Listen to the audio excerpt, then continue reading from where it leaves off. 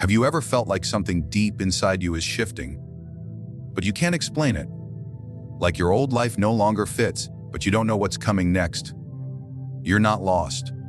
You're not broken. You're standing at the gate of the most powerful transformation of your life. In this video, we're going to uncover 4 hidden signs that you're about to enter the beast stage of your life, and how to embrace it before it slips through your fingers. There's a peculiar kind of discomfort that creeps into a person's life when things seem to be going well on the surface. You may have a stable job, predictable routines, a few friends, perhaps even the occasional compliments that suggest you've done all right by society's standards. And yet, despite the seeming stability, a feeling starts to grow. At first, it's subtle. A vague dissatisfaction with conversations that used to excite you, quiet disinterest in weekend plans that once gave you joy. You may brush it off as tiredness, burnout, or the need for a vacation. But the feeling persists. This discomfort is not caused by a crisis in your external world, but a tremor from your inner world. It is not the sign of failure, but of misalignment. Your conscious life, what you show the world, is no longer in harmony with the deeper, unconscious truths that are beginning to emerge within you. It is the psyche beginning to whisper, warning you that the life you've built might no longer serve the self you are becoming. You find yourself trapped between 2 psychological forces, the familiar comfort of your current existence and the haunting intuition that this is not your final form. This in-between space, where the old no longer fits but the new hasn't arrived yet, is what many confuse for depression or stagnation. But it is more sacred than it appears. It is the moment when the soul begins to revolt, not through dramatic gestures, but through a quiet rebellion, a silent protest against the shallow rhythms of repetition, against a life that prioritizes stability over authenticity. The discontent begins to appear in every area. Your career may feel like a cage, not because it is bad, because it no longer speaks to the person you're becoming. You begin to resent meetings, small talk, superficial ambition. The idea of climbing the ladder no longer excites you. It exhausts you. Even relationships may begin to feel performative, as if you're playing a role that no longer aligns with who you really are. You smile when you should, nod when expected, but internally, you're drifting. This is not ingratitude. This is not selfishness. This is your inner architecture shifting, cracking through the mold that once contained you. Society often punishes this stage by labeling it a phase, or suggesting you need to snap out of it. But the truth is, this is not a mental weakness. It's a spiritual awakening. The deep discontent signals that your psyche has outgrown the life you're living. Like a snake growing restless in old skin, you are sensing the tightness of your former self, and that discomfort is a necessary signal. It is the pressure that forces transformation. In this stage, you may experience a collapse of meaning. Things you once pursued for pleasure, prestige, or popularity no longer move you. What you called happiness feels shallow. The hunger for something deeper begins to consume your old cravings. You may start questioning everything. Your beliefs, your routines, your purpose. And these questions often have no immediate answers. That's what makes this stage terrifying. You are walking through a fog where nothing is wrong, but nothing feels right either. You may even experience guilt for feeling this way. After all, on paper, your life may seem inviolable, but the soul does not care about appearances. It only recognizes truth. And truth is ruthless when it begins to surface. This is not just a psychological shift, it is existential. Your current self is beginning to dissolve, and a new identity is waiting to emerge from the ashes. But before it does, it must make you deeply aware of what no longer serves you. During this period, your dreams may intensify. You may feel more connected to your emotions, or even emotionally volatile. You may swing between anxiety and clarity. All of this is part of the breakdown of the old structure. The walls are not collapsing because the building is weak. They're falling because something stronger is demanding to be built, and the raw materials for that construction are already within you. Discontent in this phase is not passive. It is creative. It is the mind and body signaling that you are meant for something beyond repetition. The routines that once gave you a sense of safety now feel like chains. The people who once uplifted you may now seem distant or unrelatable. It is not because they have changed. It is because your frequency has. Your values begin to shift, your language changes, your instincts become sharper. You feel like a stranger in your own life, and that is the first proof that a new life is trying to emerge through you. There comes a point in your internal evolution when the very things that once brought you joy, excitement, and temporary comfort start to fall away, not in an abrupt or dramatic fashion, but like autumn leaves quietly letting go. You may notice that the hobbies, habits, and pleasures that used to stimulate your emotions no longer hold the same grip on you. The music doesn't move you like it used to. The late-night scroll through social media feels hollow. Even the pursuit of wealth, status, or admiration begins to feel oddly disconnected from the person you are becoming. You haven't lost interest in life. You've simply outgrown the version of yourself that was addicted to stimulation instead of seeking truth. This detachment from old desires is not a sign of laziness, burnout, or failure. It is the psychological shedding of illusions you once accepted as your truth. You used to chase the feeling of importance through achievement, performance, validation, but now that chase feels exhausting. The trophies, the praise, the attention no longer ignite your inner fire. There is an emptiness in pleasures that once made your heart race. This is not because you've grown cold. It's because your soul has begun the journey inward. What once satisfied your ego now feels like sugar to a starving body, sweet but hollow, attractive but meaningless. You begin to notice that distraction is no longer enough to keep your deeper questions at bay. The games, the scrolling, the consumption, they all lose their luster. Even relationships that were built on convenience, flattery, or routine start to feel like performances. You start wanting depth over entertainment, substance over style, truth over comfort. This shift is unsettling because it requires you to let go of parts of your identity that were formed around shallow gratification.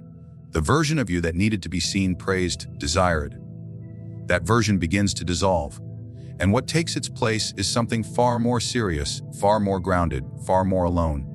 The mind, once satisfied with external stimulation, now craves silence. The silence is not empty, it is demanding. It begins to interrogate you. Who are you truly when no one is watching? What do you stand for? What are you willing to sacrifice for meaning?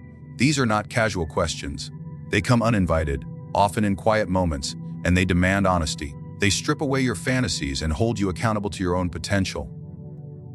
There is no applause here, no audience. Just you and the uncomfortable clarity that the life you've been living may no longer be worthy of who you are becoming. Even your ambitions begin to shift. Goals that once defined you now seem irrelevant. You start questioning why you ever wanted them in the first place. Was it for status, approval, a sense of control?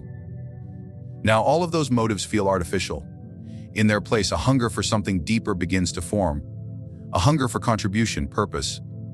But this hunger is not easy to satisfy. It doesn't come with quick wins or easy answers. It demands patience, introspection, and often isolation. It requires you to build your inner world without external validation. This phase can feel like a psychological detox. Your mind rejects the mental junk food it once consumed so freely. Shallow conversations drain you.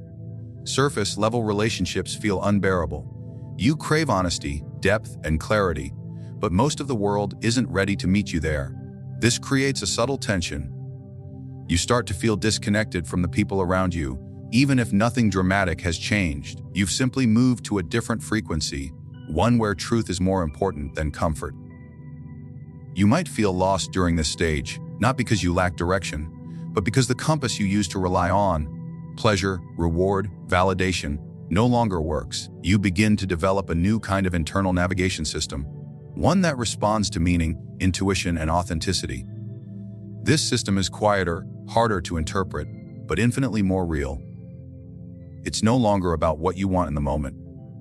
It's about what aligns with your essence. You find yourself asking a different set of questions before making decisions. Not, will this make me look good? But, does this feel right in my core? Even your emotions change. You begin to feel more sensitive to what is false, manipulative, or empty. You can sense when people are pretending. You can feel when environments are toxic, even if they appear functional. Your emotional intelligence increases not through study, but through shedding everything that no longer aligns with your internal reality. This process is not glamorous. It's raw and often painful, but it's real, and that realness becomes the most valuable currency in your world. You also begin to lose the need to explain yourself. You realize that most people are still chasing the very things you're walking away from, and they won't understand your detachment. And that's fine. You no longer seek to be understood. You seek to be aligned. And alignment requires sacrifice of old desires, old stories, old identities. You begin to move from wanting to have to needing to be. The game has changed, and now the prize is no longer applause but inner peace. There is a period during psychological and spiritual evolution where the need to withdraw from the noise of the world becomes unavoidable. It begins subtly. Invitations to socialize no longer excite you. Crowded places start to feel suffocating rather than energizing. Conversations that once passed the time now feel pointless, even draining. You're not angry. You're not bitter. You're simply being pulled inward by a force that doesn't ask for permission. This is not isolation born from depression. It is withdrawal born from transformation. Most people misunderstand this stage. Society has conditioned us to associate isolation with brokenness or failure. But there are moments when isolation is not a breakdown. It is a preparation. When you enter this phase, it often feels as though you're being called away from the external world. Not to escape it, but to strip away its illusions. You find yourself needing space not just physically, but mentally and emotionally. You no longer desire to perform, to impress, or to be included. The social masks you used to wear begin to itch, and taking them off feels like a breath of fresh air. You're not seeking attention anymore. You're seeking truth, and truth rarely speaks in crowded rooms. During this phase of awakening, solitude becomes sacred. It is in silence that you begin to notice thoughts that were always there but buried beneath distractions. You may find yourself revisiting old memories, reanalyzing beliefs, questioning what once felt solid. This questioning doesn't feel like doubt. It feels like clarity emerging from the fog. In the quiet, your inner voice becomes louder, more demanding. It asks you uncomfortable questions. Who are you beneath your roles? What part of your identity is borrowed from others? What have you been pretending to enjoy just to fit in? This period of withdrawal isn't about rejecting others. It's about reclaiming yourself. You are not running from the world. You are returning to your inner world, the place you abandoned to be accepted, to be admired, or to avoid pain. But now, your tolerance for artificiality has vanished. You don't want to be understood by many. You want to understand yourself. This solitude is not fueled by misanthropy. It is driven by necessity. You are stepping out of the noise because your psyche can no longer bear what is false, shallow, or misaligned. Your relationships begin to shift in this space. You may notice that some people drift away without conflict. Not because of anger, but because the energy between you has changed. The threads that once connected you, shared complaints, gossip, escapism, no longer bind you. Without realizing it, you begin to speak less, observe more, and demand more emotional and psychological truth from those around you. Some will meet you there, most will not, and you begin to accept that not everyone is meant to travel with you into this deeper territory. You also stop filling your schedule just to avoid being alone. Boredom used to terrify you because it forced you to face yourself. Now, it becomes a doorway. You sit in your discomfort instead of escaping it. You let the silence expand instead of trying to shrink it. You start to notice the richness that lives in stillness. The insights, the revelations, the sense of something larger moving beneath the surface of your ordinary life. And while the world rushes by outside your window, you remain still, not out of weakness, but out of alignment with a deeper rhythm. In this stage, you start to realize that most of what society calls connection is merely noise. You begin to seek fewer but deeper interactions. Conversations that strip you down to your essence. People who can sit in silence with you and not panic. Moments of realness that aren't measured in likes or applause, but in presence. You start to crave a different kind of intimacy, one that doesn't rely on performance, but on shared depth. This solitude also becomes a mirror. It reflects back the parts of yourself you've avoided. The wounds you buried under business, the patterns you inherited from broken systems, the fears you disguised as ambition. Alone, you confront them. You begin to dismantle the narratives you were taught to believe about success, identity, and belonging. You don't need to prove anything anymore. You just need to become honest with yourself. This internal honesty is often brutal, but it is the only path to freedom. You might appear distant to others during this time, unreachable, strange. It's not because you've lost yourself. It's because you've found something deeper that requires your full attention. You're not withdrawing to disappear. You're withdrawing to reappear as someone you were always meant to be, but had forgotten in the noise of survival. You become comfortable with not explaining yourself because you realize that true transformation often happens in private. It does not require witnesses. It only requires courage. There is a moment in one's psychological evolution where logic no longer governs your sense of direction. Everything around you may appear still, unchanging, and unremarkable, yet something inside begins to stir with intensity. You wake up with a heaviness in your chest, not the heaviness of sorrow, but of anticipation. It is as if your inner world knows something that your outer world hasn't caught up with yet. You can't explain this feeling to others without sounding irrational. You simply know. A quiet certainty begins to occupy your thoughts. A sense that your life is on the brink of transformation, even if no evidence supports this belief. This feeling is not rooted in fantasy or wishful thinking. It emerges from a much deeper place, a space beyond the conscious mind, where intuition speaks louder than facts. And this intuition doesn't ask for permission to exist. It doesn't rely on timelines or results. It just arrives and takes hold of you. You may find yourself behaving differently, less reactive, more introspective, as if you're preparing for something sacred. You begin to listen more to silence than to noise.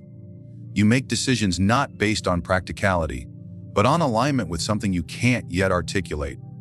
You start to sense that your current reality is no longer where you belong. It's not that you're dissatisfied necessarily, but you've outgrown the story you've been living in.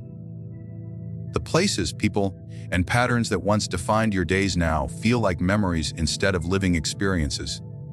You are still participating, but only partially. A part of you has already moved forward, mentally, emotionally, spiritually. It's as if you're walking through the remnants of your old self, waiting for the next chapter to begin writing itself. This strange certainty becomes your new compass. You may start making changes in your life without knowing exactly why. You distance yourself from certain people. You reject opportunities that once would have thrilled you. You simplify your space, your habits, your language. All of this happens not because you are planning for something specific, but because your inner world is aligning itself for what's to come. You're not acting out of fear or hope. You're responding to a call that only you can hear. Dreams begin to carry deeper messages. Symbols appear in waking life with odd repetition. Certain numbers, animals, phrases, or encounters that feel too meaningful to ignore.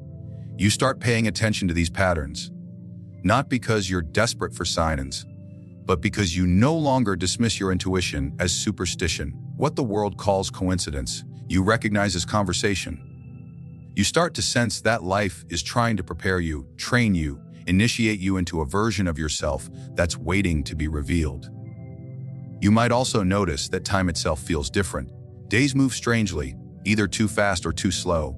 You become more present without trying to be. Your senses sharpen, but not toward the external world.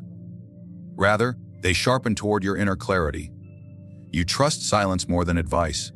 You no longer seek to control outcomes. Instead, you surrender to a process you don't fully understand but deeply respect. It's as though you've entered a sacred waiting room, a psychological threshold between what was and what will be. In this space, certainty doesn't come from data or logic. It comes from resonance. You begin to know things without needing to verify them.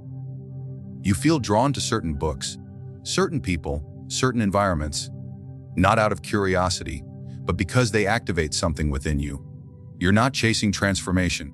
You're recognizing it, one quiet step at a time. The future no longer feels distant. It feels like it's breathing down your neck, not with threat, with invitation. The strangest part of this phase is the calm it brings. Even in uncertainty, you begin to feel rooted. Even in solitude, you feel supported. Even without a plan, you feel led. This paradox becomes your teacher. You stop demanding answers and begin trusting the questions. You stop seeking a destination and begin walking with intention, even when the path is invisible. This invisible path is not empty. It is filled with meaning, and that meaning begins to structure your days in subtle, powerful ways. You may also find that your emotional responses shift. What once triggered anxiety now brings clarity. What once felt urgent now feels irrelevant. You're no longer pulled by external validation, because the validation you now crave is internal. You want to feel aligned. You want to feel real. You want to know that your actions are in harmony with the unseen architecture forming around you. This isn't a hope, it's a knowing, and that knowing becomes your quiet power. People around you may not understand this shift. They may ask what you're doing, what your next step is, what your plan looks like. You may not have the words to answer them, because your transformation doesn't speak their language. It doesn't operate on the surface. It doesn't offer explanations. It offers direction.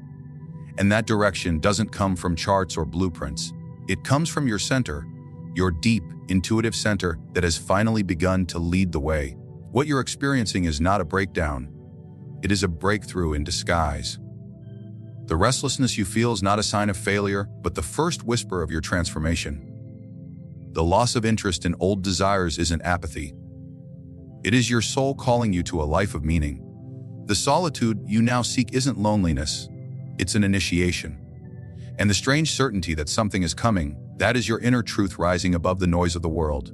You are not stuck. You are shifting. Every sign, your discontent, your craving for depth, your retreat into solitude, your quiet inner knowing, is proof that the person you were is giving way to the person you are becoming. The external world may not yet reflect it, but internally, your life has already begun to change. And what comes next will not be a continuation of the past. It will be a complete redefinition of who you are and what you're truly here to do. You are not waiting for the best stage of your life to begin. You are already walking through its door.